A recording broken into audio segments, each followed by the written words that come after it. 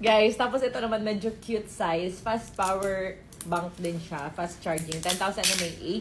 22.5 watts fast charging ng Romos. And alam niyo naman guys, pag Romos, maganda talaga tong brand na to pagdating sa power bank. Ayan. So, saka sa mga charger, maganda siya kasi mga fast charging talaga siya.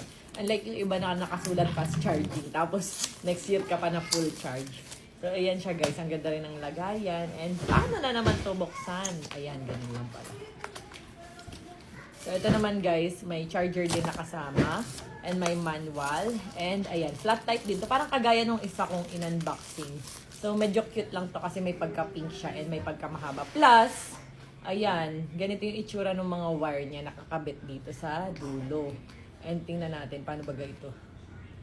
Ayan, maikli lang siya. Pero, okay naman. Ayan, ganyan yung mga charging ano niya. Ay, ginaganon pala.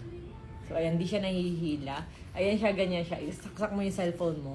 Pero maganda rin siya kasi pag kunyari yung cellphone mo nakaganyan, pwede mo lang siyang iganyan, o, di ba? Ayan. So, hawak mo lang siyang ganyan. Charger. Ayan. Tapos, ang pangsaksakan, Type-C. Ayan.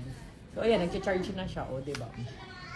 So, ayan, check out nyo na agad ang power bank na may pagka-slim.